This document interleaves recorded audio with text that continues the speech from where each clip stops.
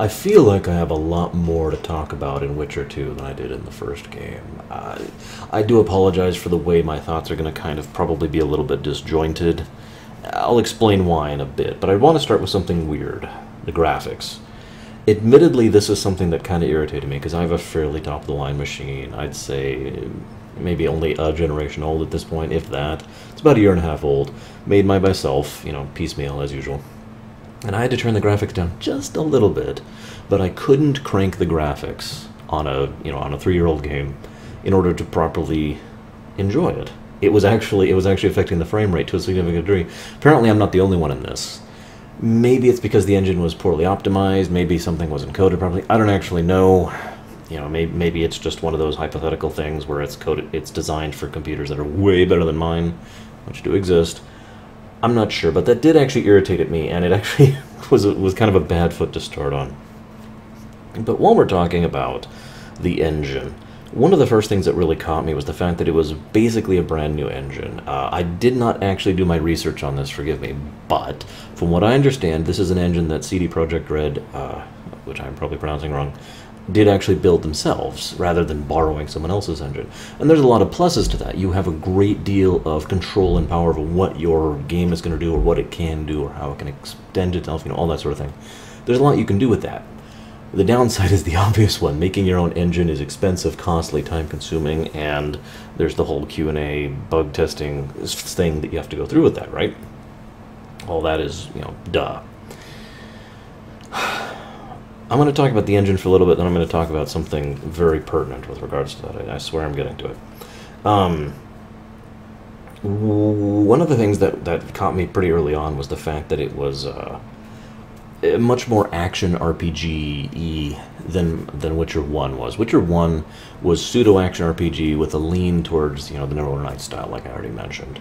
A few additional things, few additional, you know, play options that enabled you to do more with your abilities, but otherwise, you know, it was pretty Dragon Age for all intents and purposes. Not that I'm saying a bad thing.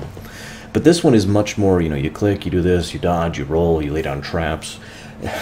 Actually, it did not occur to me until after I was done playing, but the comparison could be made to Dark Souls, from what I understand, although not exactly to Dark Souls. If anything, the game I was most reminded of playing while I was playing this, ironically, is Assassin's Creed.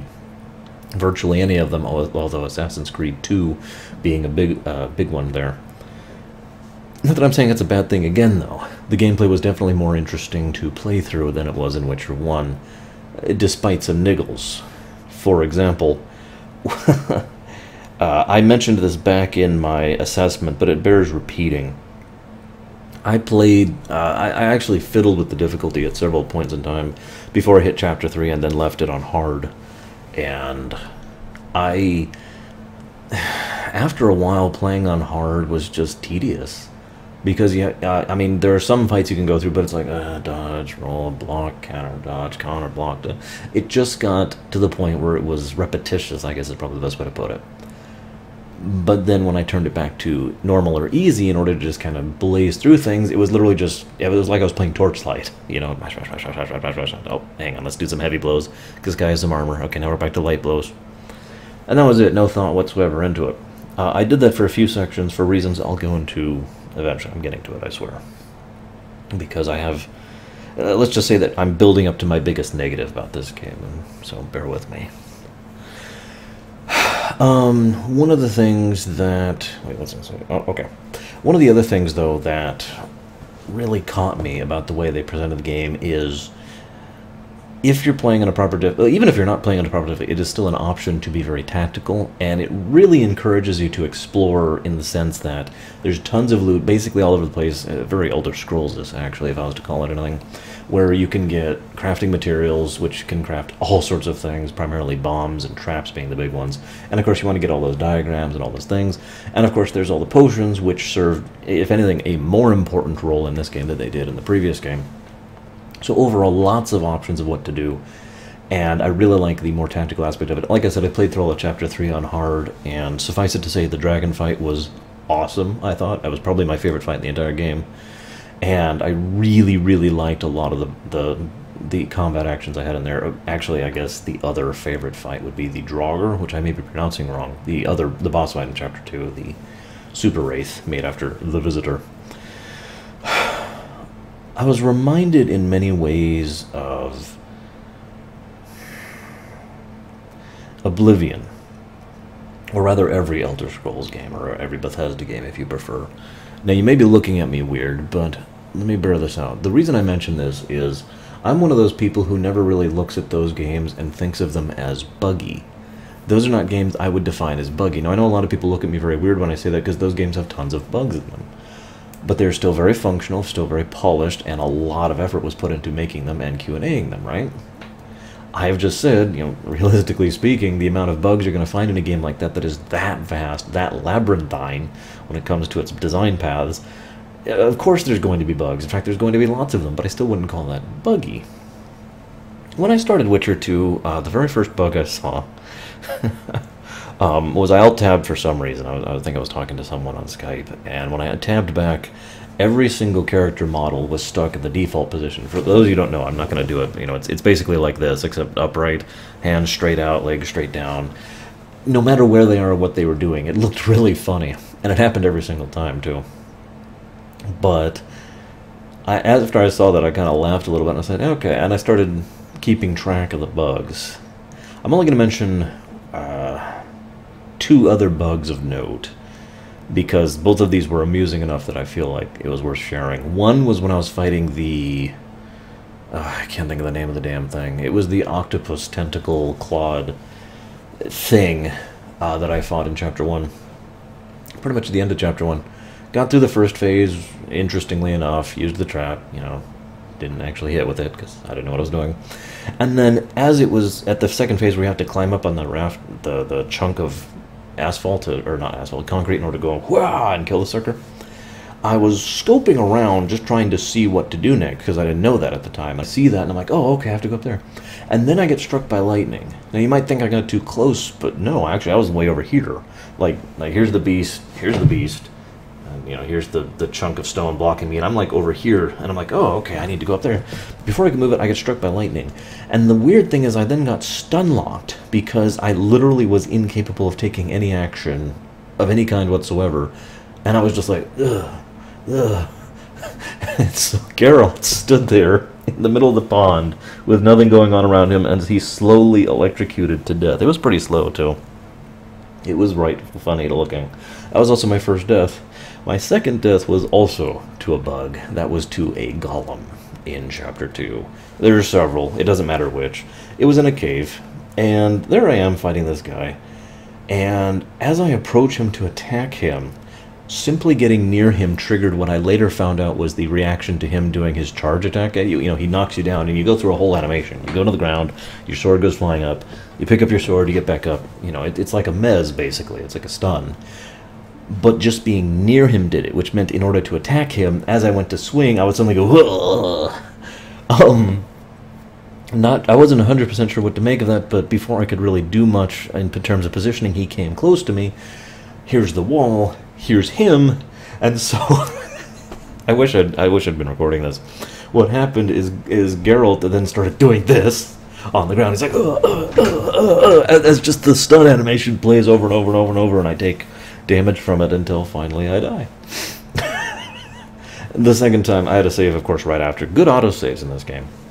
So I just walked right in. No bug that time, so shrug. But my reason for bringing all of this up is when I started the playthrough, when I saw that very first bug, like right at the intro, right at the tutorial sequence, first thing I did was, just for fun, I decided to go ahead and start taking notes of how many bugs there were in the game. And at the first, it was just for amusement's sake, but later on, it kind of became a sign of respect. Let me explain why. I encountered 27 bugs during my playthrough of The Witcher 2. That does not count repeat occurrences, obviously, because, like I said, the default state bug happened every single time I alt-tabbed. 27. Now, that may or may not sound like a lot to you, but for a brand new engine and a brand new game, that's incredibly impressive. That really blew me away how few bugs there were, and virtually all of them were cosmetic. I actually only mentioned the only 2 just now that ended up impeding my ability to play the game. All the rest were just weird or you know, slightly irritating or whatnot. Now, let's go ahead and kind of build up to the point I'm actually reaching, because I'm reaching a point, I swear. One of the things I liked about this game was the music, and at the same time I kind of didn't like it because I wish there was a little bit more variety in the tracks. I know this is a problem PC games in general tend to have, especially PC games where there's like one song or maybe 1 or 3 songs for combat and then the song that you're in. The transition between the two tends to be rough, especially when you're killing things very quickly, or contrarily, killing them very slowly. And so while I really did like the pace and style and overall approach of the music, and I really did enjoy the soundtrack, it did get grating after a while, especially when when I was in hard mode and I'd be in combat for a minute or 2 or 3, and I just hear just, you know, basically looping. And it was also irritating when I was on easy because then I'd go they're dead. You know, it would just go back and forth. Now, I'm not going to hold that against the game, in all honesty. The point I want to make is actually that I was very much reminded of my point I made in Witcher 1 about how the combat felt like the pulse of the Witchers and their increased lifestyle. I felt like the music was a deliberate way to invoke that same type of feeling, emotion within the player. I try to get you into the pace of things, quite literally, of being a Witcher, especially Geralt himself, who, let's be honest, is basically awesome. I can't say anything good about the comic. I'm not going to say much about it. I really did not like the comic sections. For those of you who don't know, I don't know if this is just in the extended edition, but every now and again, you know, it would show a scene that either just happened or a flashback or something like that in, you know, comic book format, that kind of art style. Except the specific art style really, really bothered me. I don't know how to explain it other than the fact that it really got to me. Even when it wasn't showing someone's intestines flying all over the place, which I didn't like. In addition to that, the overall style of the art just really grated on me. I can't really explain why. Sorry, just here to be honest. Speaking of things I did not like about this game, like I said, we're getting all the negatives out of the way here. The stealth sections were poorly done. I'm sorry, I'm just going to say it. Lord knows Witcher 2 came out in an era where a mandatory stealth section was, well, mandatory. It was kind of becoming a thing within the gaming community as a whole. And it's no real surprise that adding a stealth section in a game like The Witcher makes sense, because Geralt, as a Witcher, is not just a death machine. He is someone who is intelligent, he is someone who is polite and diplomatic, he's someone who can apply himself in combat, and of course he is someone who can sneak around, so that made perfect sense to me. What did not make sense to me was the way they implemented it. The pass-fail requirements of being stealth or being out of stealth are weird. I wouldn't even call them bad, they're just inconsistent. And that inconsistency does make the overall experience rather aggravating. Speaking personally, I ended up save-scumming my way through virtually every single one of the sneaking sections, because sometimes something would happen that should have detected me or didn't, or sometimes I shouldn't have been detected and I was. And it just got on my nerves, and so I got into the habit of quick saving basically every time I got around cover, which was about every 5 feet. So I can't really say a lot good about that. I hope that that's going to be fleshed out better in Witcher 3. You know, we'll talk about Witcher 3 in a bit. And is there anything else with regards to negatives I really want to go into? I don't think there is. Yeah, I don't think there really is. I do like, and at the same time dislike, I know I'm saying that a lot, the way they did loading screens, because they had this thing where you would go through doors, or doorways, as the case would be, and there would be like this pseudo-load screen. It was done, and there were similar things out in the wilds, but they would hide those behind an actual load bar, which occasionally, if you're going too fast, would actually cause the game to, you know, pause for just a millisecond to catch up. It's a classic, basically, way to constantly have an area feel like it's all loaded at once, even though it actually isn't. And it's a good way to make everything feel basically seamless, because there was no point in time in which it was just like, loading, and then you'd be there. It was just a little transition, so that's good. The only thing that irritated me about it is in certain sections, and Chapter 2 was really bad about this, it would be like, I just got to the point where I got irritated into the door, and then into the door, and then I'm outside. And when I go back, I have to go into the door. And then you see where I'm going with this. I'm not going to call that an actual bad thing, but it was not something that I really enjoyed. I see why they did it, though. I think it's time we go ahead and discuss my major complaint about this game. It's probably, well, yeah, I mean, it's probably very similar to what you're thinking, especially if you've known my long-standing opinion of the Witcher series. But at the same time, well, I guess I'll just say it flat out. And you guys can stone me to death later. Like, much later, like in a couple centuries would be good. This game has probably the single most powerful incident of the GTA effect that I've ever seen in a game. I'll pause for a second for you to start grabbing your stones and get ready. In a century, remember. Let me explain. I started calling it that because the GTA series was one of the games series most prominently in 4, but this is true basically all the way back to 3, that has this problem. It's a game that otherwise I do enjoy, and indeed I like, and want to keep playing for whatever reason, either for story or gameplay. But the overall atmosphere of the game is so negative that it starts to affect me. There's a lot of coarse language, there's a lot of realistic violence. Let's be honest with ourselves, Witcher 2 does have a fair amount of believability, and it is still romanticized to a fair degree. But Witcher 2 is very definitely reaching more for realism, wrong emphasis, instead of believability, and I've talked about the difference between the two in the past. Mass Effect 1 and 2 are believable, but completely unrealistic. Witcher 2 is obviously trying more to be realistic. And, like I said, very coarse language. I'm not even talking about cussing, by the way, just the very coarse nature of language and the way they talk. The completely casual acceptance of things with regards to the way their society works and how soldiers and war and all that fun stuff works. The incredible amounts of, again, realistic violence.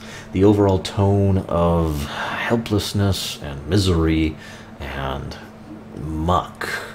And I'm not even going to call it dread, because there was no dread, there was no fear. There was nothing that I would call dark, at least not by my weird definitions of dark. It was all brown, it was all muck, it was mixing all the crayons together. It was just, it was incredibly atmospheric, and it really got the point across, right?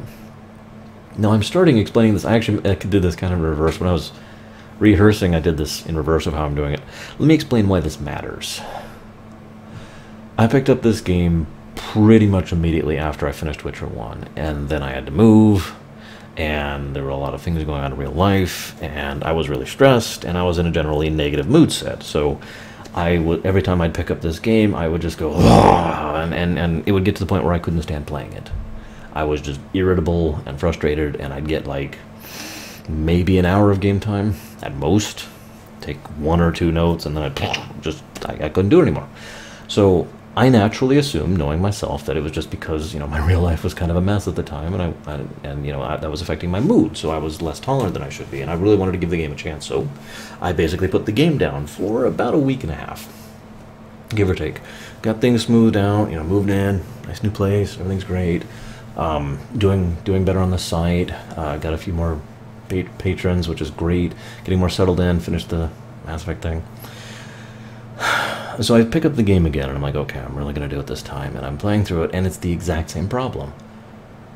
And I found myself doing chores and going out to do errands and randomly, rereading books or trying to replay games just because I wanted so much not to play this game. It was bothering me.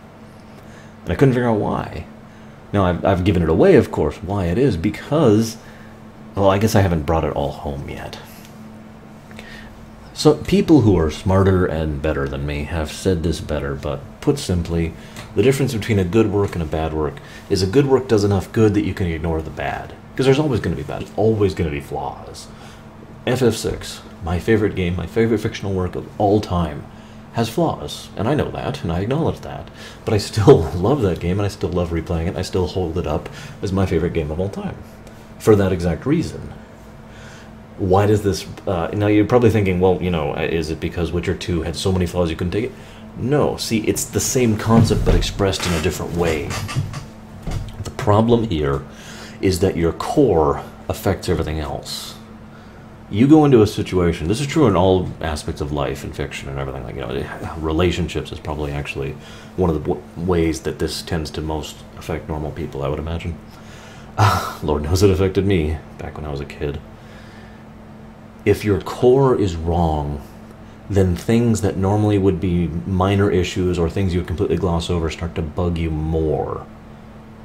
If you're already in a bad mood, something that normally you wouldn't even glance at can actually be something that makes you go, ah, and just sets you off completely. So I was already in a completely bad mood playing this game, and that's why all these little nits and nitpicks and details were getting to me. And I actually sat down and I was like, okay, because I didn't want to play the game anymore. I reached a certain point, it's in chapter 2, and I put the game down. I was like, I don't want to play this game anymore. I don't want to keep playing this game. And, being me, my first thought was, why? Because I didn't get it at the time. I was like, why? Why don't I want to play it? Okay, well, and I started going down and taking a list of all the things that bothered me about it. A lot of nitpicky things. I'm not even going to share the list. It's a lot of nitpicks. I'll just put it that way. And I'm like, okay, none of these things are sufficient, even together, to make me not want to play this game. What the hell's wrong with me? That was my second thought. What's wrong with me? And it wasn't until I was discussing it with my friend that I realized it. See, the thing is, this game is so mucky, so atmospheric, and so well portrayed in that. And let's be honest here, the writing is phenomenal. I love the writing. It is incredibly well done. The voice acting is top-notch. In English, of course. I don't know how the voice acting is in their language. Lord knows they have a huge localization teams, plural. But the voice acting and the writing were both top-notch. I felt pretty much right there. It was one of the more realistic and believable games I've played through in recent history. But that was the problem. You see where I'm going with this? Because it was putting me in a bad mood, just like the GTAs did. Just like other games, which I'm not going to mention because it's not important to.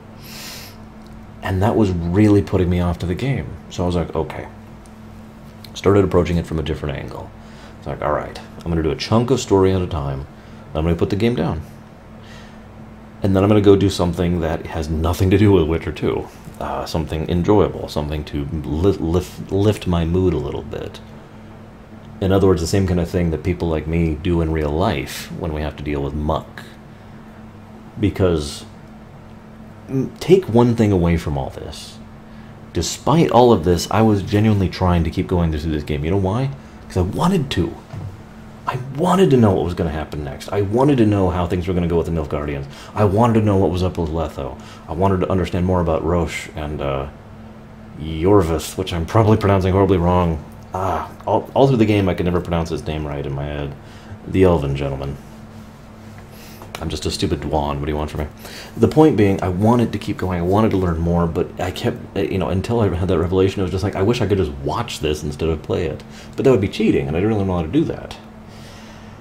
So I just wanted to share that with you, one of the major reasons why this game, at least at first, was a negative for me. Once I got past that hurdle, once I understood what the problem was, I approached it like I do any of the other games. Grand Theft Auto 4 being a perfect example, which is an incredibly dreary, depressing game. And was able to get through the rest of it just fine. Now I have one last complaint. I know I said there was all nitpicks. But there is one last thing I do have to mention that actually is probably the only thing I would call a genuine flaw of all the nitpicks. It's not a dinky little thing. It's just something that was honestly irritating, in my opinion, kind of a game design flaw. The lack of either or a fast travel system of some kind, optionally, by the way, that's very important, or an option where when you finish quest A or B to just go back to camp, basically. Let me explain why. Witcher 2 has very on-rails terrain. More than once there was a situation where I was up here, I had to go down here, and I kid you not, the way to go down there was to go back into town, and then leave town through a different exit, and then come all the way over here in order to get to this thing that was 5 feet away because I can't go down the ledges. So more than a few times, I'd finally make it to my destination, do the quest, and I just want to go back to town. But there's no, okay, on about, I think, I was keeping track, but then I stopped. It was about 10-ish quests, did have a, do you want to stay here or do you want to go back to town thing. That's good, that's exactly what I wanted. Especially with the story quest, which usually leave you out in Timbuktu. But every time I didn't, it just got tedious having to go back to town. Oh, there's some enemies. Half the time I would completely ignore them. Just go right by them and go on until I get to the doors. Unless the enemies were too close to the doors, because you can't actually open them in combat sometimes. That was irritating. I'm sorry. That's my last flaw, my last negative. Everything else is pretty much past that. Now, do I have anything else to talk about gameplay-wise? Because I have tons and tons and tons and tons of notes about the story and the plot and the themes, characters, which look at it. So let's go ahead and just cut off the...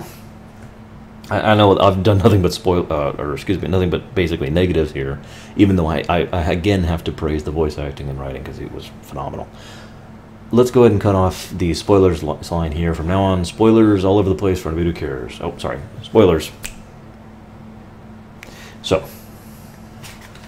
where to start? I have an entire section. This entire page, if you can see this here, it's got a list of thing at the top that says politics, and then it's just tons of stuff. So let's just go down this list in no particular order because this is just as it was occurring to me. First of all, one of the things that I really liked about the approach to the Witchers in general, especially the Witchers we see, the two major ones, I'll talk about them more a little bit later, is the fact that they're not just strong. I mentioned this earlier when it comes to the stealth section. They're not just brutes. They're not just brawlers. They know how to be quiet assassins. They know how to have subterfuge. They know how to act. They are well learned. They are informed. They know how to pay attention and be very good at, observation and noticing little details, that kind of a thing. I just mentioned it here because, while that was a little bit in Witcher 1, I feel like they really emphasized that point much more in Witcher 2, and I really liked the added flavor of that. I love the journal. Much, much better than the quest log in Witcher 1, not just functionally, because it is better functionally. But what I love about it is it's completely in character. It's actually written after the fact by Dandelion, in his pen, in his verse, describing what happened, and it's flavorful, and I really liked that. I really liked that added little tidbit of it's not even lore. It's literally just flavor. It's a bit of fluff to add to it, but I like it. It's like a little bit of spice, and I found myself at many occasions going back and just rereading all the little journal entries from across the section that I just played of the game, usually at a chapter ending, just to read how exactly Dandelion would write about the events that I had just done. And some of them were obviously being written by a third party who was trying to make himself look better, but the point is the overall flair of it was awesome, and I love that.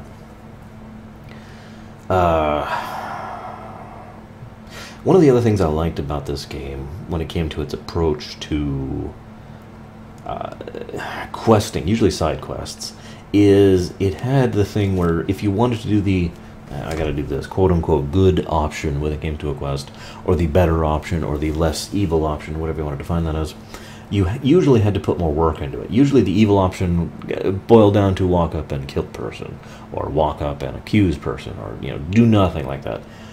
But by contrast, if you want to do the good thing, you have to go over here and then talk to this guy and then go see this and play dice against this guy and then this guy, then against this guy to get this back, then you go over here, he'll tell you over here, all sorts of fun stuff. I liked that. I really did. I liked putting the extra effort into being a better person. It should probably come to as no surprise to most of you that my Geralt ended up being a lot more leaning towards the good side of things than the neutral or indeed the evil. He was still very much a mercenary type of individual, and I would definitely not call him a Mario or even, a good guy.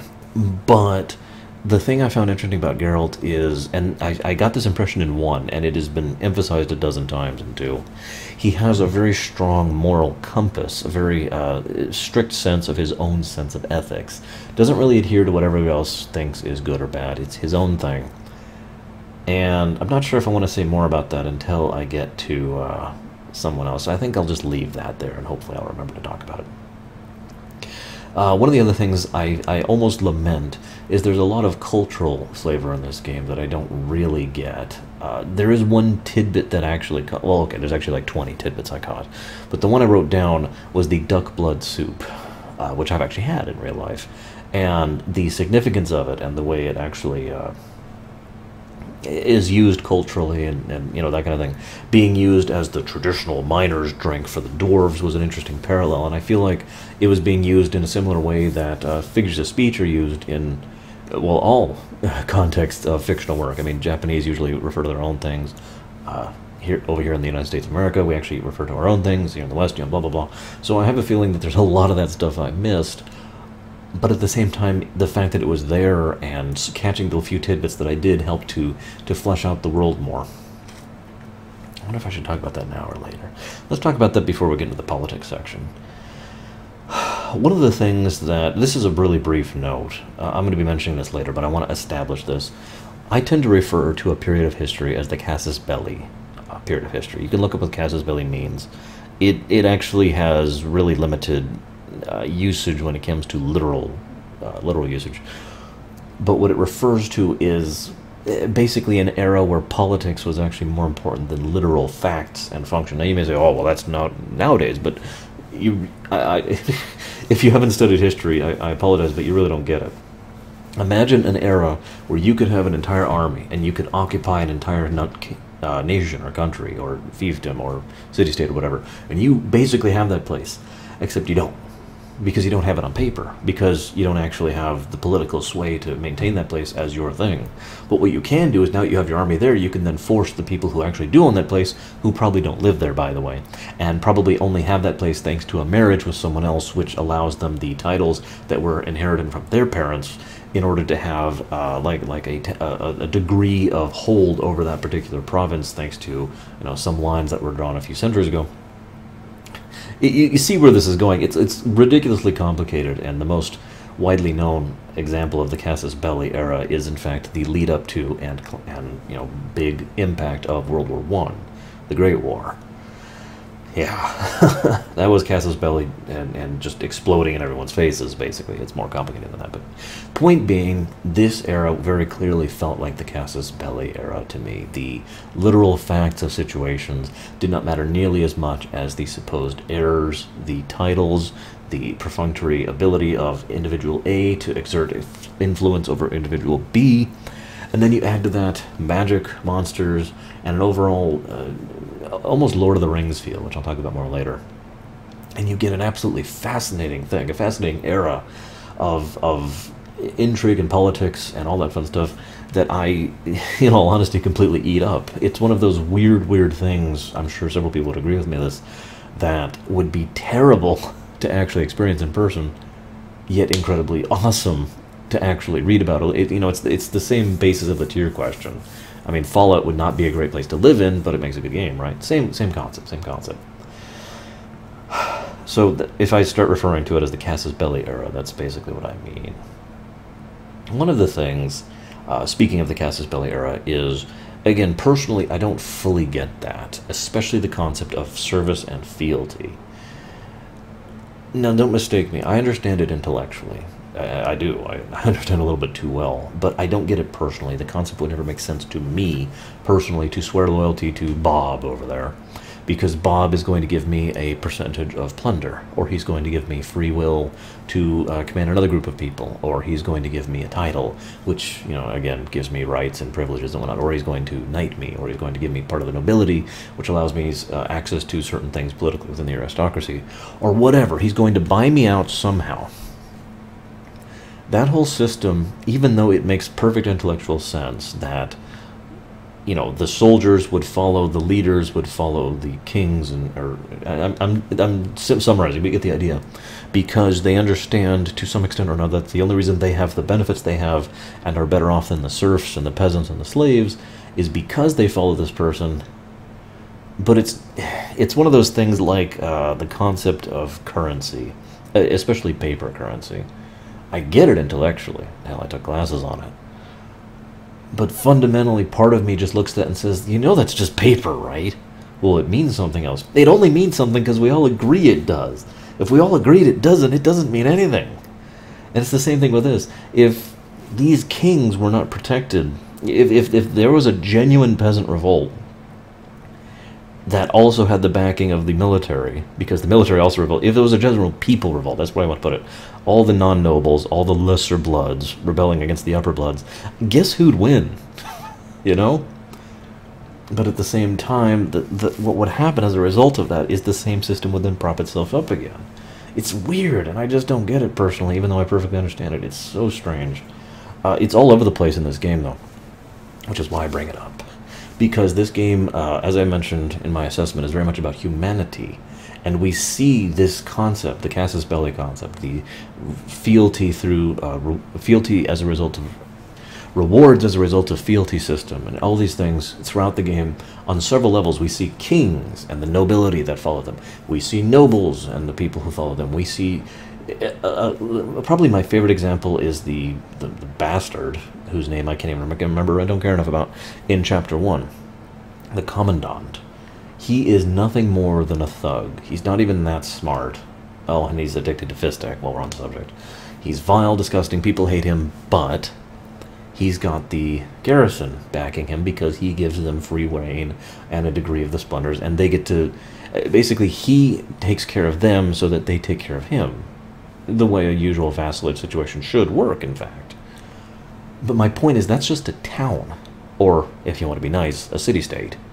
A tiny little fracture, just this one little insignificant spot one man decided to prop himself up on through his dealings and whatnot. And it was a really personal way to show that kind of thing, especially since, again, we do see it in the actual kings. We encounter a lot of kings in Witcher 2. We encounter a lot of barons and nobility and otherwise hierarchy and the upper echelons of the high bloods and all that fun stuff. The game really gave us a wide band of this perspective. I'll get to that thematically in a minute.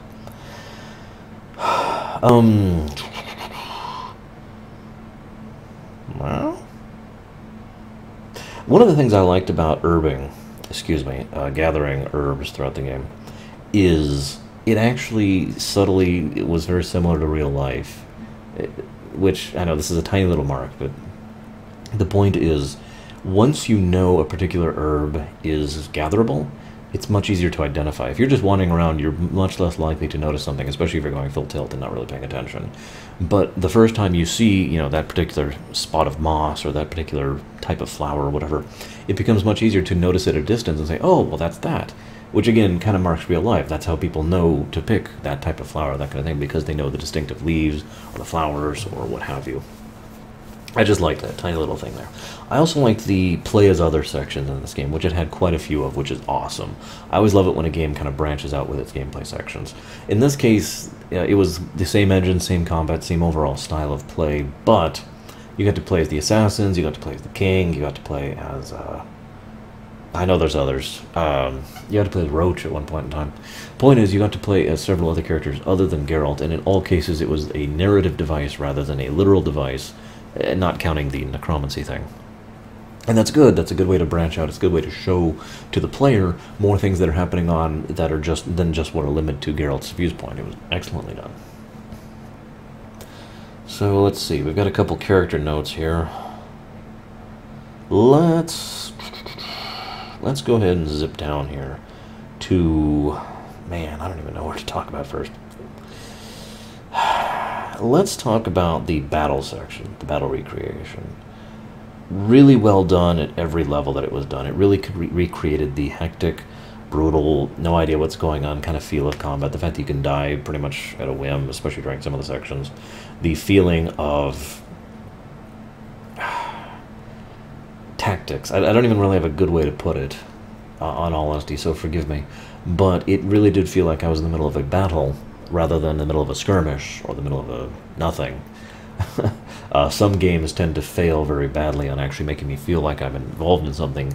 This one did not. This one really did flesh it out on that one. I'll talk about that. Yeah, let's talk about the Lord of the Rings thing. I said I'd get to it.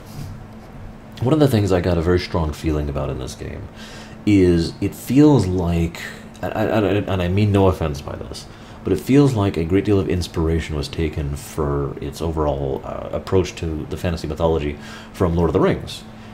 Now I know what you're saying. Everything takes from Lord of the Rings. That's not what I mean, though. I mean, literally, if you took the elves from Lord of the Rings and transplanted them here, and the dwarves, and a few other things, but those are the two really big ones.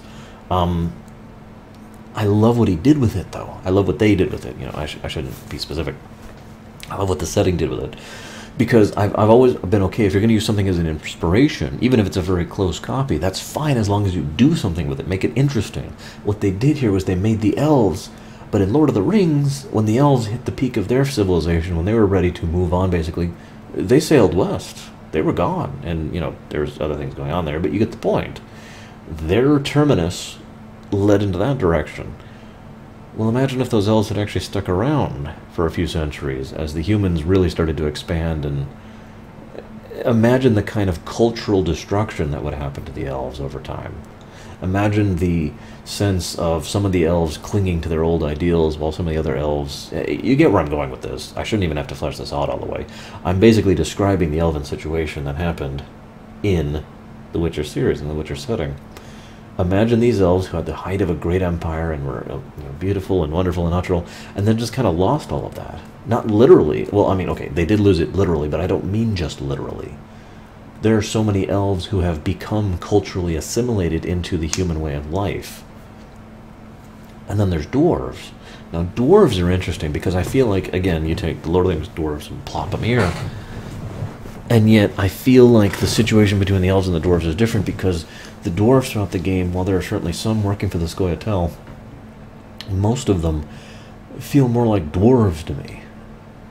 And I don't have a better way to explain it than that. They really did feel like dwarves. I actually liked pretty much all the dwarven characters.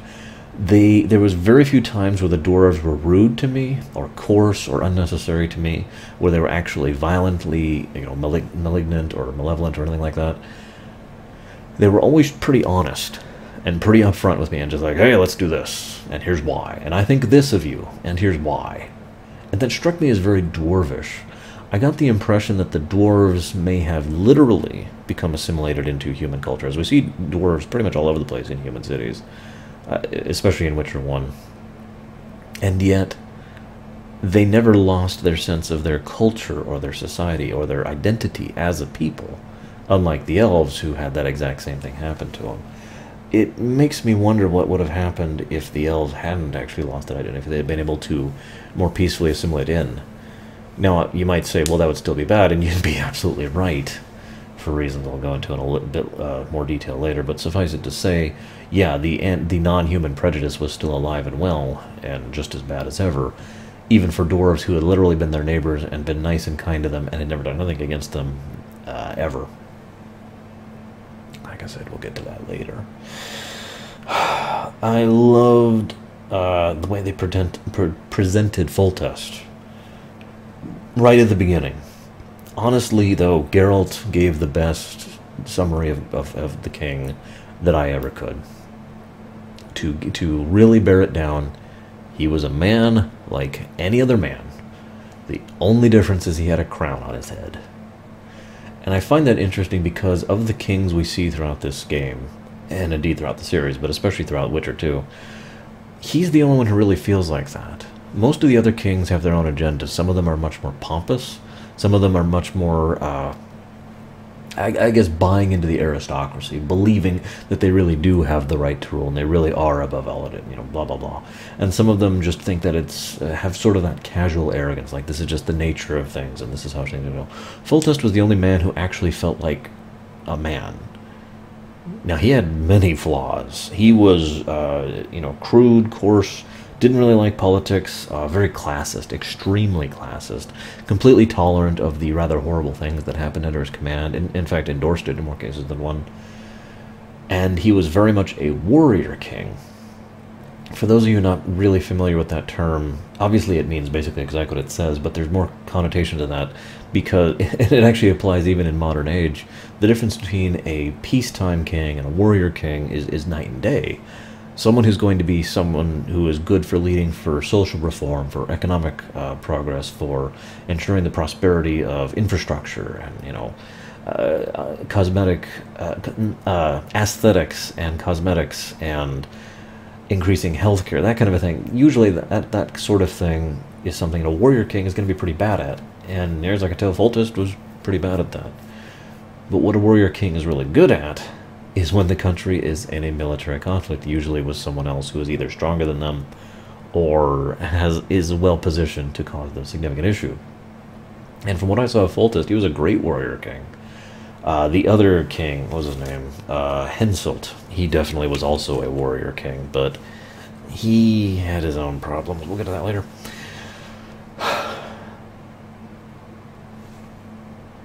I guess the last thing I want to comment with regard to Foltest is the fact that it's fascinating that I found myself liking a man who, if I met him in real life, I wouldn't even shed a tear if he died, because he is that horrible of a person.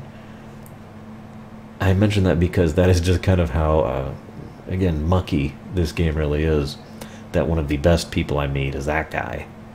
You know, now I'm going to pause just so I can make sure I'm recording, because I'm getting paranoid. I turned my monitor off to make sure there's no glare and even light. Okay, we're good. We're recording. We're recording. I'm not even going to edit that out. Now, Saskia. Saskia was one of the two characters I walked away from this game really liking the most. It probably is really obvious why, but she is probably the closest thing to a good person this entire game has. Still not a good person, but, you know, obviously much more progressive, much more interested in actually doing things, much more interested in the people, you know, that kind of thing, as opposed to basically everyone else. Also, the whole Dragon Slayer thing is amusing, given the obvious thing, spoiler alert, that she is in fact the dragon herself. Speaking of which, I really like the way they presented dragons in this game, and in the setting in general. I often feel that dragons are either overdone, or I guess gentrified is probably the word I want to use. Sometimes it's done well. In my opinion, Warcraft and Azeroth, dragons are done well, even though they are commonplace to the point of almost being mundane. But in this setting, it felt like dragons were, you know, a big deal. And you see a dragon, and it's like, oh my god, you know. And it was such a powerful force. And Geralt, in many points, in many times, says, you know, that might be the last of the dragons, or, you know, it's amazing to see a dragon. What do you do when you fight a dragon? You don't, you know. Of course, I knew I'd be building up to a fight with a dragon in the end, but point remaining, it was very well done, very well presented. She herself, she had such an interesting approach to politics. Her approach was basically that, I guess it makes sense from a warrior's perspective, because that is effectively what she is. She wanted to, it's not like she really enjoyed politics, but at the same time, she never approached it with the same sort of disdain that others would have. Rather, she simply approached it trying to get through it as quickly and smoothly as possible. To just literally cut through the BS and try to get to a amenable resolution as quickly and best as possible. And I really liked that approach, and it really made me, it really engendered the character to me.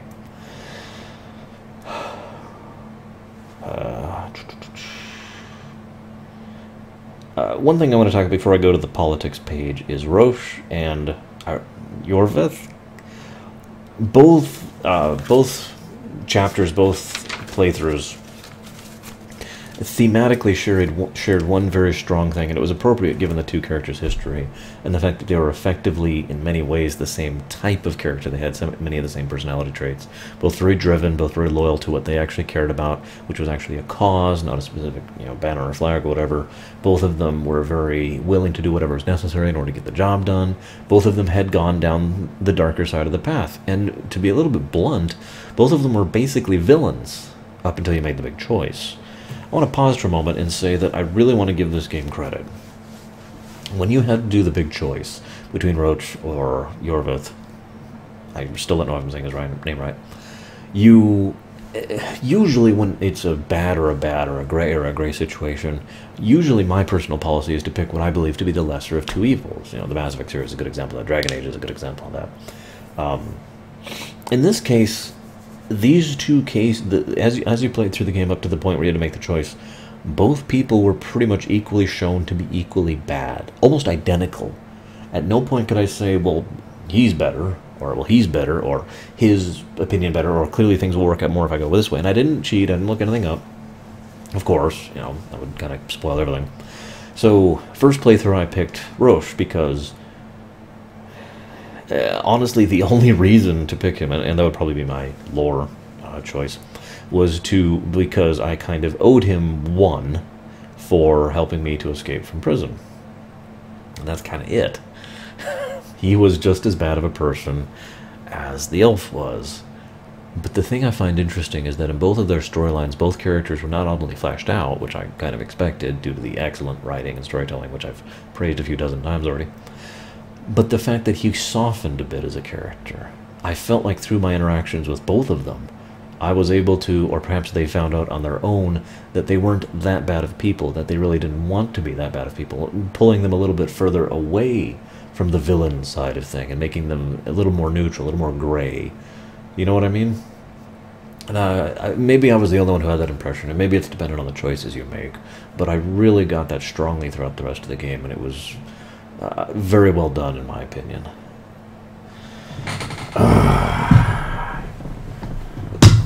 Let's go ahead, before we go through the politics section, let's talk about Star Wars. Bear with me.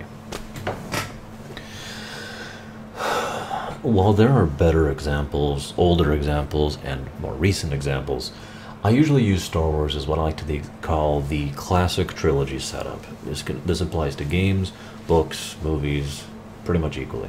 Doesn't really apply to television, because that's such a completely different format. But first work, A New Hope. Establish pretty much a quick dump of the setting. Don't really flesh anything out, just establish the setting. Here's the setting, here's the main characters, flesh out a little bit of the main characters, not too much. Don't want to go overboard with characterization, just enough. And really focus on the main plot. And really make that main plot pertinent, relevant, immediate. Mass Effect did this as well, by the way. Everything was happening right now. There was a ticking clock over our heads. We had to go, we had to do this.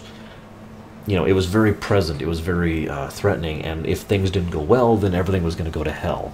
And you have to make that first one kind of grand in scale, too.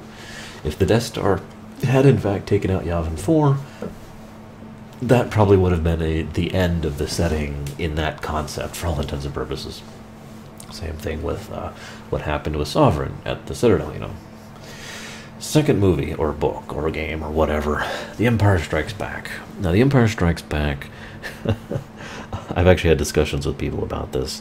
Some people who think like I do, when asked what is the plot of Empire Strikes Back, their response is there basically is none. Now, yes, there is a plot to Empire Strikes Back, but the reason they and I both postulate that there isn't one is because the plot isn't the point. The closest thing to a plot that Empire Strikes Back really has is different individuals are trying to get Luke Skywalker for their own purposes. 3 of them, to be precise.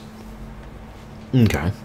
But that's not really enough to drive a game or a book or a movie by itself. So the second one, The Empire Strikes Back, you really flesh out the characters a lot. You really go into their characterizations. Most of what we now know of as, you know, Han or Luke or C-3PO or R2-D2 or just about any of them really comes from Empire Strikes Back, when they really bothered to stretch them out and give them much more screen time of just interacting with each other in situations that weren't really tied to the plot or were only incidentally tied to the plot. You follow? You also really establish the setting. Really help flesh out the setting in the second one. Really make us know more about, you know, what's going on and how and all stuff. The second one is also usually the darkest of the trilogy, the one where everything either ends on a down point or overall tends to have a much darker feel to it. Now I'm going to pause there because, as I've mentioned before, Mass Effect 1 and 2, I feel both kept that formula very well. And I also feel like The Witcher 1 and 2 both keep that feel very well as well. A massively powerful source who is either insane or absolutely correct, we still don't know, who is massing a commanding amount of both military and political and economic power, in addition to being a source. Yeah, it was a pretty present and immediate threat, and we were definitely trying to deal with things, and if he had won, it probably would have changed things on a large scale quite significantly if his mutants had actually taken over, and yeah. Second game. Again, what's the plot? Chasing the Kingslayer. It's worth noting, and it's to the credit of the game, that by the time we actually reach Lethos, way at the end of the game, literally, during the epilogue, when I reached him, there was no doubt in my mind that I would not attack or fight him. I let him go, for anybody who's curious. And it was because the fact that that point, you know, clearing your name, stopping the Kingslayer, had become so incidental to everything else that was going on, and to everything else that was important, not just to me, the player, but in my opinion to Geralt as we were going through, that I didn't really doubt at any point in time that the plot basically stopped mattering. It was more about everything else. Again, fleshing out of characters, which happened a lot. Fleshing out of the setting, huge amount of that. And of course, the final point, which The Empire Strikes Back and Mass Effect 2 and Witcher 2 and a dozen other things have done, setting up for the third one. No matter how you look at it, whether it builds up to a big tense finale or dies down knowing that things are now at their worst, one way or the other, the second one always sets up the third one completely. It has been asked if I am excited about Witcher 3. To phrase it slightly more accurately, it's been asked if I will be excited for Witcher 3 once I finish Witcher 2. In other words, right now. Because I literally finished the game like an hour ago. Yes, but I am very hesitant. Because here's the problem. The third part of that trilogy, the third part of that formula, is the hardest one to pay off on. There have been many, many movies, many games, many books that have failed to fill up with that. That had a satisfying 1, a satisfying or even a great 2, and then a terrible 3, or a bad 3, or a lackluster 3, or an unacceptable 3. Because the problem is, 1 and 2 are both relatively easy to do from a writer's perspective. All you have to do is really sit down and take your time. But when you come to 3, you have to deliver. You have to deliver on the full termination of the characters' arcs. The arcs they've been going through 1, and most especially in 2, has to reach a satisfying conclusion in 3. The overall setting has to reach a conclusion, by which I mean the setting has to be changed in some significant way so that the status quo isn't anymore in 3. You have to make sure the overall arcing plot of the entire trilogy has reached a satisfying conclusion, or plots, as the case may be, to the point where everything is now, fully resolved. And there's a lot of other things, but even these points alone are very difficult to fill up on. And while I don't actually know a lot about Witcher 3, in fact, I've gone out of my way not to learn much because I didn't want to spoil, obviously, one thing I do know is Witcher 3 is going to be open world. Now, speaking as someone who's worked in game design for many years, I actually can't think of anything that is harder and more difficult and more time-consuming and more costly to code properly than open world. Now, I know, everything's open world, blah, blah, blah is open world, blah, blah, blah is open world, but I stress that word properly. In my opinion, not very many games have actually pulled off the open world feel properly. Some try to do it in a niche sense, where it's like, I'm just going to be open world like this, Just Cause 2 being a good example. That being said, I love a good open world game. I really do. I absolutely adore it, and I am very hopeful that Witcher 3 will be amazing. But unless it's requested for the show, odds are very low that I'll actually be pre-ordering it. So, all right, politics. One of the things that I loved about the presentation in Witcher 2 is it shows politics at all levels. I mentioned this briefly earlier with regards to a king or a city or a state, but it also shows politics literally on an individual level. Individual people, sometimes who aren't even given names, will have more sway over other people around them because what politics really is just the societal and cultural social fabric that connects people. What is considered acceptable and what isn't? What is considered important and what isn't? What is considered a driving force or a motivation? The concept of consequence comes into play very strongly. Politics can literally be something as simple as, I like this particular chair in the office, and so I make a point of requesting that it be basically assigned to me. And in so doing, I basically deny everyone else the usage of that chair, even though several other people like that chair too, even when I'm rotated out. And some people might try to hide that chair, or to also get rights to use it, which means, really tiny clashing heads. This is such a minute example of politics, but it is still politics. And yes, that's a literal example that happened to me. That chair is actually sitting over there right now. It's got my name on it, literally. But seriously, though, Witcher 2 really fulfills on that. Now, it doesn't go down to the individual level that often, but what it does do is make us feel the individual level regardless. It makes us feel... I mentioned in Witcher 1 that I felt like Witcher 2 would really expand the scale of the setting, and I was so right. Even though Witcher 1 technically felt more expansive in its terrain and its areas, ultimately, if I was to describe them visually, Witcher 1 felt like this. Nice, tight, little focused area like this, whereas Witcher 2 felt like this. I felt like I was going through a region, through a kingdom. I felt the moving of the politics on a grand scale. I understood exactly what was happening between the kings, between the barons, between the duchies, all that fun stuff. And One of the things that 2 really played out on 2, no pun intended, that I also was predicting from 1 was we learned a lot more about the Nilfgaardians, you know, the Black Dogs. I'll talk about them more later. But my point in praising this is it's easy to look at politics and understand borderlines and economics and titles and the whole casus belli concept, having rights and marriage lines and succession and blood and blah, blah, blah, blah, all that crap, right?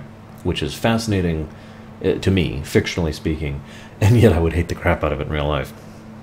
But what I like about the game is it made us feel the not only the plight, but the effect of that on the individual.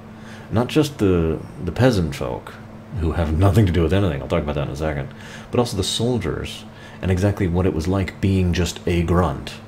A normal, ordinary guy, a pikeman, for example, who's just got a spear, well, a pike, and he's paid basically nothing, and he spends most of his time drunk because of how horrible his life is and how uncomfortable he is, and he literally lives in crap and mud. And the whole time we get to hear some of their perspectives on exactly what's going on with the war, or with the shifting the lines, or exactly what they feel about their country or their king. It was surprisingly well done. I mentioned I talk about the peasant folk and how they have nothing to do with anything. Man, did I feel that in this one. For those of you not aware, the concept of the term Game of Thrones, well, I'm sorry, the show Game of Thrones is named after a literal quote, which I am now going to butcher, but I'm going to try my best to share with you, forgive me. Let the nobles play their Game of Thrones as long as they leave the common folk alone, which, of course, they never do. The point of that is the whole casus belli thing really is a Game of Thrones. It is literally a game that they care about, of course. It is their livelihood. After all, they want to retain their privileged status.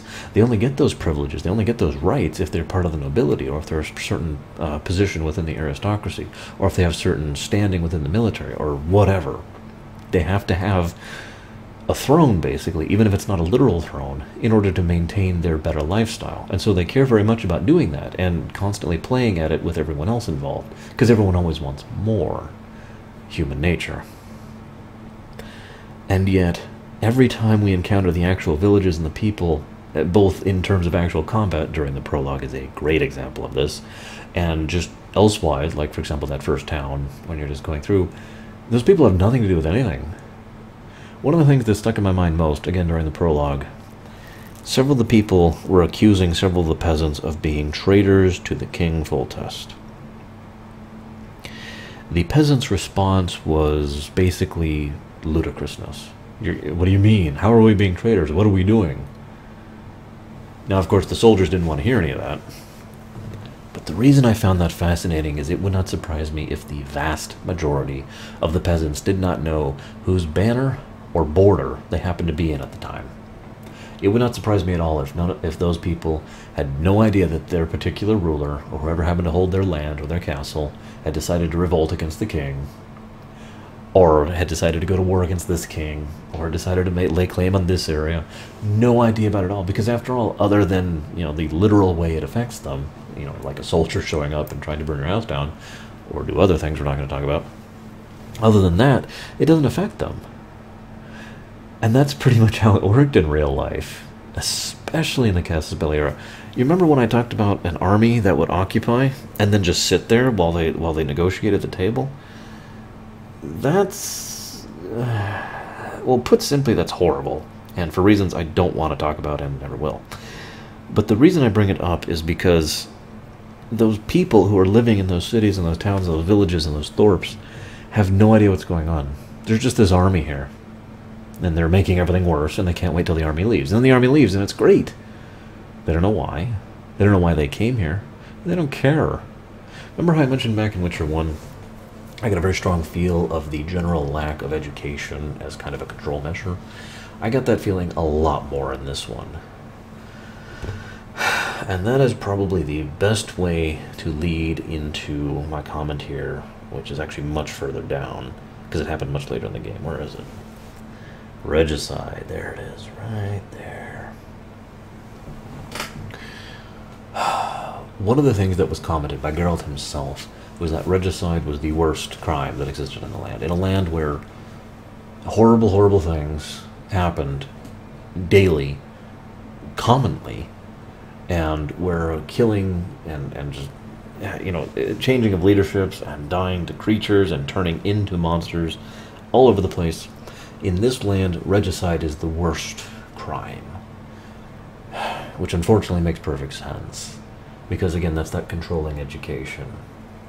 Make the absolute worst crime regicide so that the kings can effectively feel above the law, because they basically are.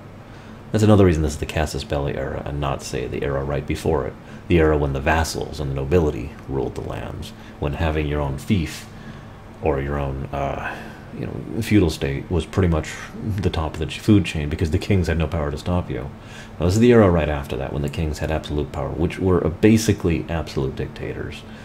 And it's a literal way here, because they are literally above the law. And that's one of the reasons the whole concept of Kingslayers as a title, something that was mentioned throughout the game, and I never really understood until I saw that thing. Kingslayers was such a big deal, and being called a Kingslayer was such a horrible thing, and so many people react to it. So many people, even people in a different country, recognized Geralt of Rivia because he committed the worst crime on the books. It also really highlights the difference, not just in the nobility versus the lower blood, but the difference in the king versus everyone else. Because his leaders get killed all the time, whether they are noble blood or not, whether they are a great soldier, or like the commandant was, or if they're a child of someone important or whatever. That happens all the time. But very few people would try to pull off regicide unless they were very careful and very certain that they could pull it off. I have to admit, I am not surprised that someone like our good friend Letho could pull off regicide 3 times. Or was it twice? No, yeah, it was twice. He was going to go for a 3rd. My bad. Point being. Now, I'm going to pronounce this wrong because my Latin's bad, but Interregnum is a very fascinating state of affairs. It's actually mentioned once by the game itself. Interregnum literally means lack of ruler, to not have. It is a state in which there is no actual ruler, and the governing system that has existed basically doesn't. In the United States, it would be the equivalent of, let's say, all of Congress and the House and the Supreme Court and the President all died just like that, and the Vice President. So basically we're left with no real functioning leadership for a period of time. Now, actually, in more modern times, we tend to have a literal line of, you know, going down to the list. By the way, all the secretaries in the board are gone too. A lot of people would have to be gone for this to work in the States, is what I'm saying. Back then, you have a king who has absolute power, and that person is removed, which makes this huge, vacuous hole of power that everyone is going to try and scamper to take over as much of a chunk of as they can, for 2 big reasons. One, historically speaking, wars of succession, well, let's just say they call it wars of succession for a reason, because entire wars were waged over who gets to be the next king, and those drain lives, they drain resources, they drain the treasury, they drain morale. A lot of kingdoms, a lot of nations, a lot of the ancient empires of old, even up to more recent times, basically fell because of unclear lines of succession. In this case, we had a unique situation where there basically was no succession, except for the 2 kids, which were kind of a weird situation no matter how you look at it, as we find out later in the game. So what we have here is a situation where all the people want to grab as big a piece of the pie as they can, but at the same time want to be very well positioned so that they can show whoever does actually take over that they are, you know, loyal to the crown, whoever the new crown is on. And then there's the final niggle, which is the fact that because there basically is no succession, the question of who's going to be the next king is very important. So most of them are going to be infighting as to who has the greatest claim on that. Now, as we saw, what is most likely to happen is what actually happened. There is no king. Temeria just turns into a bunch of duchies, and a ton of vassal fiefdom states. I shouldn't even call them vassal states because they're not vassals to anyone. They're just a bunch of city-states, basically, which is probably exactly what happened then. And if the whole Nilfgaard thing wasn't happening, it's very likely that they would then get absorbed in part or in whole by one of the other major forces in the area, Redania being a great point of that. In fact, I actually made a point, for those curious, yes, I did kill Henselt.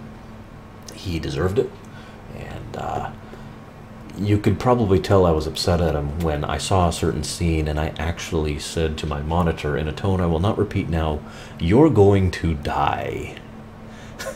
I said it a little more loudly than I just said it, and with slightly more emotion. So yeah, I didn't care. Even knowing full tilt the political chaos that I was creating by killing that king, I still did it. Which brings me to my next point, rather neatly. Interregnum is a terrible thing because it creates nothing but chaos and basically never leads to good in the short term. We're not going to discuss the long term. But I will give The Witcher 2 great credits for actually making me care enough to want to cause situations such as that, basically because of an emotional response. No, seriously. I actually debated the Henselt question for a little bit, but the problem was, logically, leaving him alive is the correct choice. But I couldn't do it. I literally couldn't do it. That bastard deserved to die. I kind of wish I'd killed him, but, Roch really did earn that one, so, we'll call that one a draw. And yet, the horrible truth of it is, I just doomed the Northern Kingdoms in more ways than one. You see,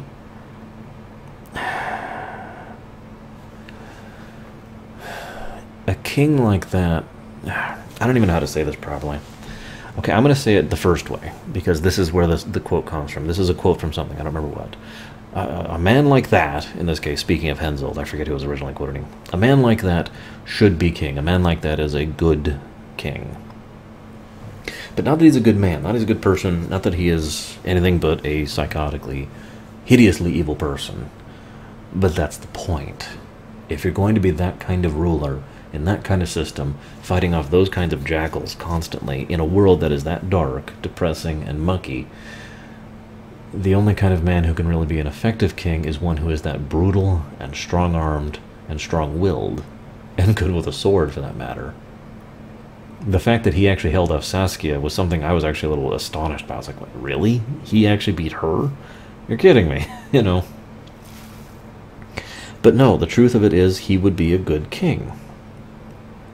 And the fact that the game makes you think about things like that, it's provocative in its own way, isn't it? Really forcing you to analyze, well, the big question, which I suppose is, well, we'll go ahead and talk about this next. One of the things I've said before is that any good fictional work should provoke the question, does this setting deserve to exist? Now, even if that question is, only thought of briefly, I feel like a genuinely good fictional work, there are of course exceptions, should provoke that question. I usually bring it up when it comes to Dragon Age, because Ferelden, for a while there, I didn't actually think it deserved to exist, as I've talked about before. There is absolutely no doubt in my mind that the setting of The Witcher does not deserve to exist. This place is so horrible.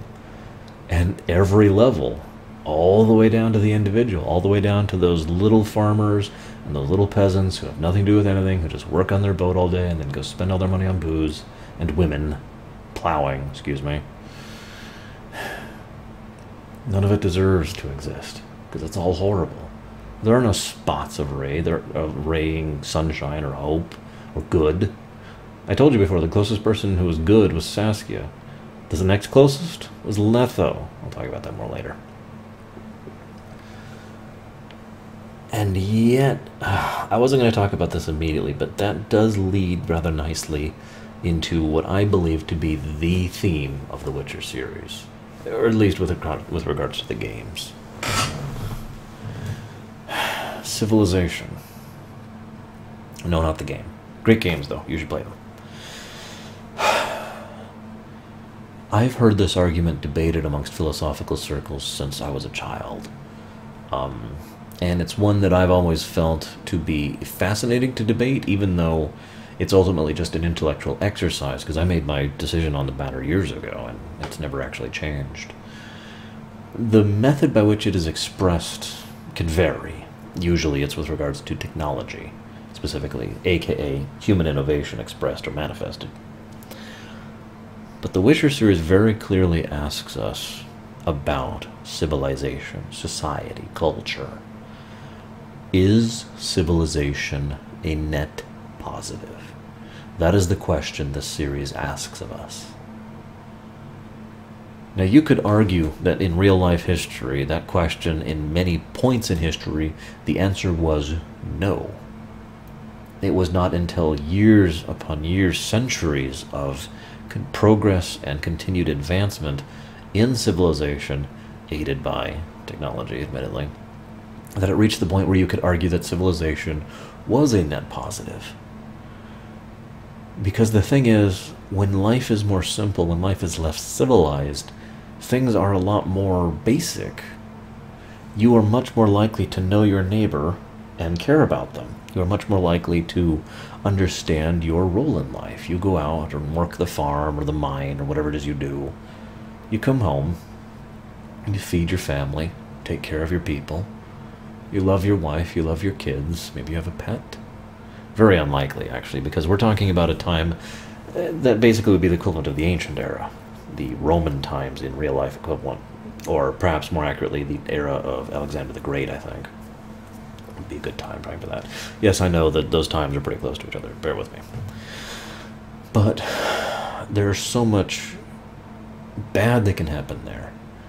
Most of the benefits of civilization include things like amenities, comforts, enjoyments.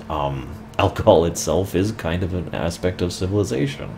After all, in much, much more ancient times, alcohol, and I gotta use the quotes here, was primarily used as a way to have a method of drinking that wasn't poisoned or toxic or had other, problems with it, because just drinking water from the river had all sorts of issues, and getting access to a river to have water to drink from was problematic too.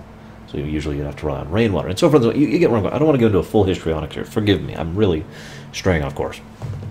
I love history. It's my favorite subject. But the point here is that civilization, no matter how you cut it, and this goes all the way up to the modern era in real life, brings good and bad. Now, Witcher 1 touched on this subject at many points in time. Geralt himself had a wonderful speech with Zoltan, where he talked about how the Witchers were for the previous era, an era where civilization was much less complicated, much less sort of advanced, basically closer to a tribal age for all intents and purposes. Witchers were around to hunt the monsters, protect the people in exchange for food and services. That's it. And yet, in the modern age, in his terms, excuse me, in the modern age of The Witcher and The Witcher 2, the games, we see exactly what civilization brings, good and bad. Yes, there's roads, there's good roofs over their houses, there's trade, which allows you to spread ideas in addition to increasing the overall wealth of certain people within a growing middle class. The very concept of a middle class is something that comes from civilization. And yet, Witcher 2 especially focuses almost entirely on showing us exactly how many bad things come from civilization. How many negatives happen, especially in that era, and this was true in real life too. Politics, while fascinating to think about, when it comes to that level, when it comes to the Casus Belli era and that level of political interviews, that's pretty much a flat negative when it comes to life and decency and comfort and all that fun stuff. It's bloody and bloodthirsty and frankly cruel. One of the ways they used to keep soldiers in an army in line is soldiers would be people who would be told that they could do whatever they want as long as they followed their orders. And so they'd go into a town and do whatever they wanted.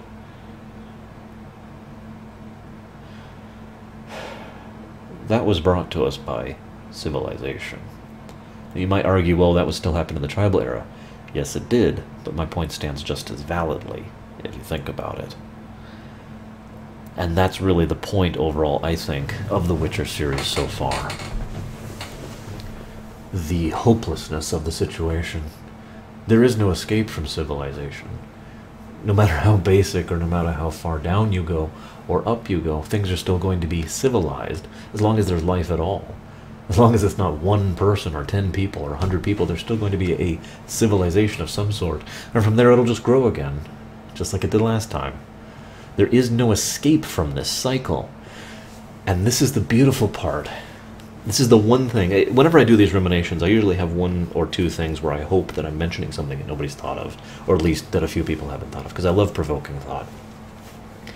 The loading screen, the loading thing for this involved a skull with a crown, you know, a dead king, and a serpent circling around it, obviously indicative of the Viper, I forget what they call it, the Viper School of the Witchers, where Letho's from. And yet that image, that symbol, is perfectly indicative of everything that is, everything that I've been talking about. It is the snake devouring itself. And while there are certain things that have happened as a result of that, and while there are certain things that are beneficial, it is the snake that is the problem. And is the snake that, you see where I'm going here? There's no blame figure. There's nowhere you could turn to and say, oh, it's your fault. There's no evil power here. There's no Daleks. There's no Cybermen. There's no, I don't know, I'm going to Doctor Who there. You know, there's no fantastical force you could point to and say, you made this horrible. No, we did. We made this circle happen. We started devouring ourselves as a culture. Now, again, with a great deal of time, you can slowly make it so that the positive starts to outweigh the negative. But that is civilization in a nutshell, the snake devouring itself.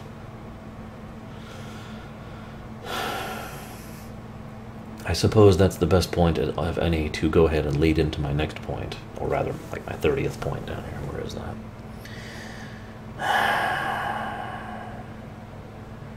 Blame. Dandelion actually says this flat out at one point in the game, which almost irritated me because I was going to make a point of it. The people love their circuses, whether they be fanciful or bloody. When you live in a situation like this, and this is just human nature, we're still like this to this day. You want to blame someone when things are bad. Not necessarily like a specific thing. I'm not even talking about like some tragedy has befallen you. But your life sucks, right? Or maybe you're dissatisfied with your life. Or maybe you just wish your life was better. I know those two sound the same, but you know, it's a matter of degree, right? Isn't it much nicer to have a blame figure? To point to a person or a label? Or a name, or a company called EA, or someone who ostensibly is the leader of a country, even though they actually aren't, and say, it's your fault. Now, I'm not saying they're blameless, because that would be just as stupid. But the point being, in an era like this, they don't exactly live good lives. How easy is it? How easy was it in Witcher 1 and Witcher 2 both to incite these people into this mess? Into a rabble, into a crowd, a mob, incite normal, ordinary people to partake in violence against their fellows, or their neighbors, or their non-humans, or whatever. It doesn't matter. At the end of the game, it's mages, anybody who can cast magic at all, regardless of whether they're part of the lodge or not. Why? Because they were to blame, of course. And it's comforting, in a really horrific way, to not only have a blame figure, but then be told, don't worry, you can go take all your aggressions out on that blame figure. That's the thing that really horrified me about that. It's that these people were all incited to do this. None of them did it themselves. But what really caught me was that the incitement was basically, you don't have to deal with the consequences of these actions. You don't have, it's the whole concept of the purge again. I was talking about this on the stream recently. You don't have to deal with the fallback of having to go and hurt that person. You can just go hurt them. And not everyone's going to do that. But a lot of people are. Because they believe that it's okay. And they want to take out all that negativity. You know, everything I was talking about, I'm just a guy playing a game. Imagine these people actually living in this setting, assuming such a thing were possible. Imagine how much negativity there is there, how much muck they have to live with on their daily basis. They probably had a lot of frustrations to pour out onto people. Especially the soldiers, if you really think about that one. But I mention that because the mage hunt, this happens several times in Witcher, and Witcher 1 for that matter, Witcher 2 and Witcher 1. But the mage hunt at the end really struck me because the Lodge of Sorceresses was doing this whole thing as a political play, because they play politics just as much as everyone else does, if not more.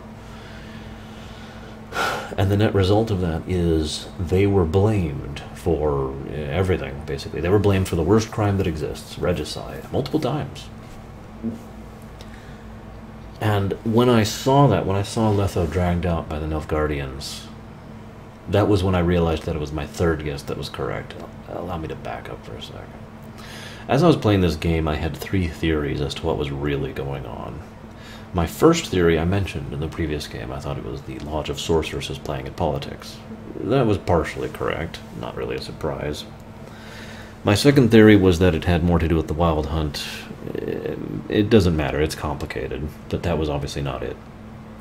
But the third theory I figured was the least likely, for reasons that are funny when you get down to it. See, the third theory was that the Nilfgaardians were behind everything because they had realized, thanks to their big defeat previously, however many years ago it was, the Battle of Brenna, they had realized that the best way to break apart these people was to break them apart.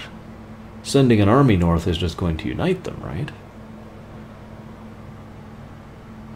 And yet the twist here is no matter what they do in order to break these people apart, they're always going to be self-defeating in their actions. Geralt himself actually mentioned this at one point in time. Because, what did I just talk about? Blame figures. Let's talk about the Nilfgaardians for a second. So all throughout this game, people are constantly bashing on the Black Dogs and how horrible they are and how terrible they are and how much they think they suck and hate them. And everything is their fault. And them and their dog speech and doing all their dog actions and blah, blah, blah. All that fun stuff, right? And yet throughout the whole game, there's not much info on the Nilfgaardians, admittedly, but everything I learned all the way throughout the whole, especially into the end, I was left with the impression, from the neutral perspective, of course, because I don't live in the game, what's so bad about them? Maybe someone who's read the books can answer this a little bit better, but ultimately they just struck me as very Roman. Very much the Roman Empire thing. Now, granted, I find the concept of a Roman Empire, for those of you who are not aware of the concept, it's a very militarily structured, heavily organized force that is empirical, in other words, a literal empire who has provinces and vassal states of kingdoms and whatnot, who uses a vast reliance on slave labor and a continual process of conquests in order to feed an ever-growing needs of the demands of the backward, and also goes and tries to do their best to add public works and basic amenities to the places they conquer so the places are easily more placated, blah, blah, blah. That's basically the Roman concept in a nutshell. Now, granted, the Roman Empire fell for like a dozen reasons. I don't want to get into that, as much as I love talking about it. Please ask me about the Roman Empire. I'm kidding, I'm kidding. Point being, I do love that particular era of history from a neutral perspective. Point being, the concept of a Roman Empire in the Casus Belli era, which some would argue happened, but I would argue didn't really. That's interesting, because now we have much more significant advances in military and warfare, in architecture and technology, in medicine, and then put that same kind of force in that era. Yeah, but I know I'm going all over the place here. I'm basically just talking about the Nilfgaardians, but what I'm trying to reach for my first point is the Nilfgaardians, by their very nature, are a blame figure. In fact, they are the ultimate blame figure. Everyone hates them. So they head north, and everyone's going to fight back against them. Probably not going to work out too well at first. Might not work out too well ever. But the point is, even the common folk will have an outlet for their vent, for their rage. There's a reason... This is true in real life as well. There's a reason it's so easy to levy conscripted forces when you have a nice, big, obvious blame figure like, oh, I don't know, the Roman Empire, or in this case, the Nilfgaardians. But that brings me to my next point, if I may. I swear this is all tying in. Forgive me for my loose connection points. The Lodge of Sorceresses was something I found fascinating in the first game. The idea of powerful mages who were very politically connected, who had kind of set up their own interweaving web of who had whom's ear and who was working with whom, and at all points in time the Lodge was always working with themselves. The Lodge and their politics was always more important than the politics of whoever they were serving. Now that I got. What I find fascinating about this is that the Lodge's destruction was arguably the single most important thing the Nilfgaardians wanted. Killing the kings, the war of succession that would happen, the chaos of the things, that's a temporary thing. That's just going to allot you a few months of advantage on the battlefield. Getting rid of the Lodge, and by the way, when I say getting rid of, I don't mean killing them, because, that's much harder to do. You kill a few, of course, but discrediting them, removing their political power, removing their influence, do you know what that does to the Lodge? The Lodge might as well not even be anymore at that point in time. And indeed, I was left with a very strong impression that the Lodge basically did not exist anymore, as of the end of Witcher 2. Just the surviving sorceresses. That's fascinating because the Nilfgaardians probably view the Lodge by its very concept as a threat to their way of life and their way of conquest. And that's because they're right. And the more I talk about this, the more I'm kind of reminded of the Kunari, actually, when it comes to the Nilfgaardians. But bear me out on this. We hear very few tiny tidbits about how the Nilfgaardians deal with their mages.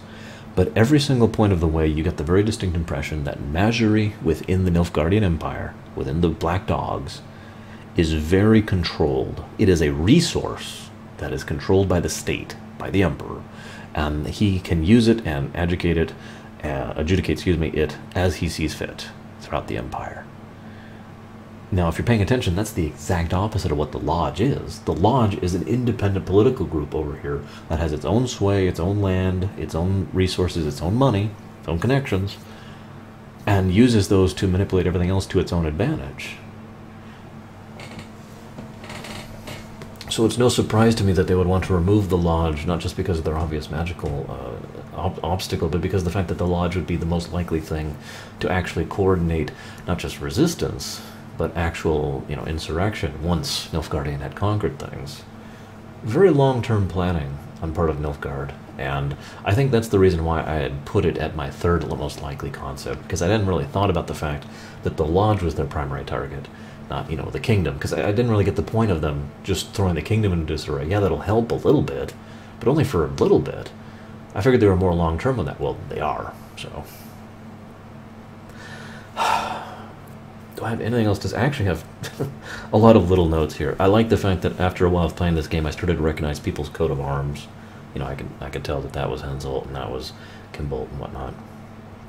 I liked the fact that the very concept of a game or a book or a movie that actually makes the term peace talks something to dread, something that I actually was not looking forward to. In fact, I can only think of one other example right off the top of my head. Babylon 5 made peace talks sound like a bad thing, something that would be, feared or less than desirable. Props to them for pulling that off. But while we're still talking about the overall political thing, I think we're going to go ahead and lead into a quote. I forget who says this quote. I should have noted it. But the quote is, and I got it word for word here, "Powerful kings have no choice but to wage war." This is my final point about the politics, then I'll talk about a few characters and a few other things. Powerful kings have no choice but to wage war. Because that is how you maintain position, that is how you maintain power, that is how the system self-perpetuates. You create blame figures, not necessarily just in your enemies, but think about how many individuals your soldiers and your commanders and your nobles and your noblemen are taking out their particular frustrations on. Think about how many of the common folk now hate A, B, or C, whether it be a country or a flag or a nobleman or an individual soldier. Think about the fact that you have to maintain a strong army. There's absolutely no ifs, ands, or buts about that. But the only way you can maintain a strong army is if it's perceived, this is that casus belli thing again, if it's perceived they have a need. Maintaining a strong army during a long period of peace, that's costly. And after a while, you will lose the support of not only your military, but your nobility and eventually your peasantry as well, if you do that. So you just wage war every now and again. Now I say war, I really should say war, because again, this is the casus belli era. We're talking large-scale battles for certain areas that then end in favorable peace talks.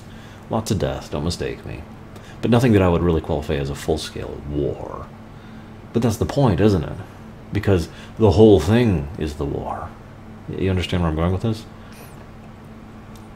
The entire constant, virtually unending cycle of fighting, peace talks, negotiations, casus belli, fighting, the whole loop that just perpetuates, that is all, and throughout its entirety, one war.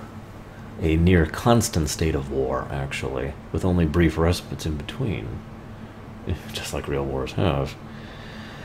It ties back into what I was talking about with Henselt earlier. A man like that would make a good king, and a good king has to wage war. And that ties back into my big point there, that this setting does not deserve to exist. Because that system is horrible.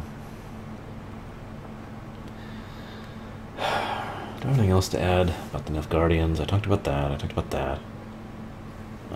about the Lodge. I talked about peace talks, the coat of arms, regicide, the mage hunt. Oh yeah, one other thing. Nope, never mind. No, I'm off topic here. 4 things to talk about, then I'm done, I swear.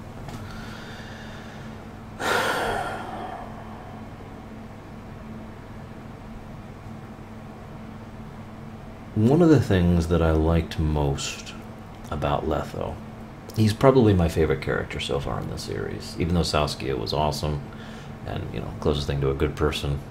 Letho was an amazingly well-developed, well-fleshed out, well-voice-acted, and well-written character. The most obvious point I could make is Lethos is an obvious mirror image of Geralt, not an opposite. Not a polar opposite. He is basically pretty much right there with Geralt, just having made slightly different choices. And that's it. They both have things that are important to them, that they're willing to do whatever to do. They both have people that are important to them. They're both very skilled, very knowledgeable, very experienced. They're both insanely good in combat. They both know how to use their knowledge of politics and science and otherwise appropriately. They both know how to play like they're dumber than they actually are, and both of them are very observant and fiercely intelligent. The thing I probably liked most about Letho, even before that final scene where he laid all the cards on the table, as he himself put it, was the fact that he always struck me as someone who was much smarter than he appeared to be. Forgive me for pulling a Kingdom Hearts reference here, but he struck me as a very Zigbar type character. And I liked that a lot. I tend to like that type of character. And I think probably the last thing, probably the most subtle similarity between Letho and Geralt, is the fact that neither of them operate in a vacuum. At no point did either of these feel like, well, continent movers, as I've used the term before. Neither of these people felt like, what PCs would be in other games. Instead, in both cases, these are people who, very skilled, very knowledgeable, very intelligent, very strong, but they work with what they have, work around what they have. They have a support network. They have people backing them up. They have resources. They're manipulating, in some cases directly and in some cases indirectly, the organizations and the political fabric around them in order to get what they want done, etc., etc., etc. And I just want to stress that it's no surprise to me that it is someone like Letho who actually became the Kingslayer, because, well, let's just say that I kind of thought that was the direction Geralt would end up leading in, even though he would have to have a motive for doing so, don't mistake me. But if he had a motive, I have no doubt that he would do it and probably get away with it, just like Letho did. But the final point I want to make there is that I like the fact that they never portray him as a Mary Sue. There's no point at which he feels like he's completely on top of things and he's just so superior to everyone in every way. He's never a Kai Lang either. For one, he's a lot smarter. But they make a point several times, especially at the end, of mentioning just how difficult it was for him, from his perspective, to do the things he did. How he barely pulled off this, how he barely pulled off that, how he almost didn't accomplish this, and blah, blah, blah, blah, blah. And how he got lucky several times, which is appropriate, since Geralt did too, if you think about it. Second to last point. I just have a note here. It's 2 words. Wild Hunt. There's no avoiding the fact that The Witcher 3 is called The Witcher 3 Wild Hunt. But I have been feeling since the first game that the Wild Hunt was going to be a major focus of the trilogy. Since the first game, like I just mentioned. And I'm pretty sure that I was damned right.